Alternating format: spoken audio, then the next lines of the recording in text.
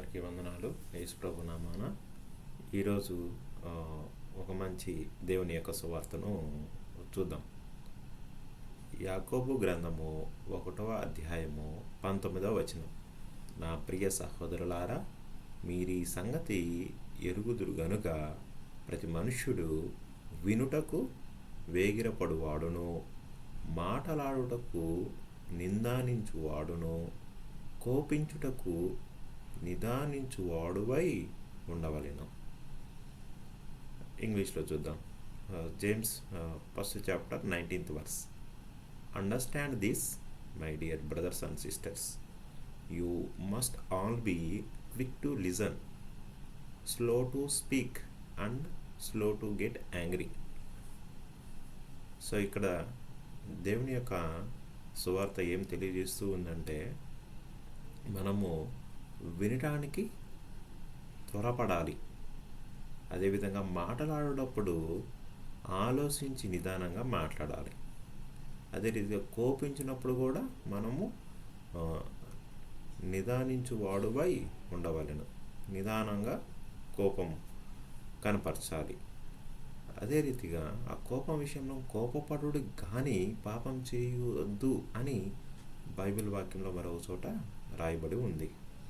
చూడండి ఎంత చక్కని జ్ఞానమో ఈ యొక్క దేవుని యొక్క సువార్త మనకు తెలియపరుస్తూ ఉందో. ఈ యొక్క 3 విషయాల్లో మనము దేవుడు చెప్పిన సువార్త ప్రకారం మనం కానీ ఉన్నట్లయితే అది మనకెంత మేలు చేస్తుంది. ఏంటి మరొకసారి చూద్దామా? వినుటకు వేగిరపడు వాడును అంటే వినడానికి మనము త్వరపడాలి. అదే రీతిగా మాటలాడుటకు నిదానించువాడువై, అదేవిధంగా మాట్లాడేటప్పుడు ఆలోచించి మాట్లాడాలి.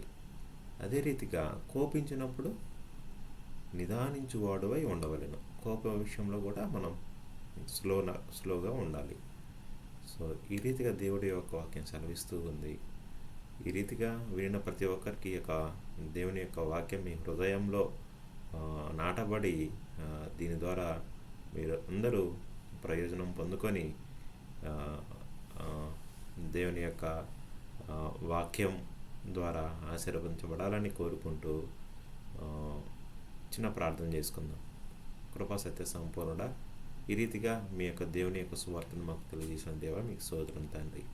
వినినటువంటి బిడ్డల హృదయాల్లో ప్రభువా నాయనా, ఇది ఒక విత్తనంగా నాటబడి వారి యొక్క జీవితాల్లో మీరు ఫలించే విధంగా కూడా ప్రభా బిడ్డలకు అన్ని విషయాల జ్ఞానాన్ని దయచేసి నాయనా, మీ యొక్క సువార్త వలన బిడ్డలు మేలు పొందుకునే విధంగా వారి యొక్క నాయన జీవితాలకు మీరు వెలుగుగా ఉండే ఆశీర్వదించి మీ నామానికి మహిమ పొందుకోవాల్సిందిగా యేసుక్రీస్తు వారి అతి పరిశుద్ధమైన నామమున ప్రార్థించి వేడుకుంటున్నాను పరమ తండ్రి.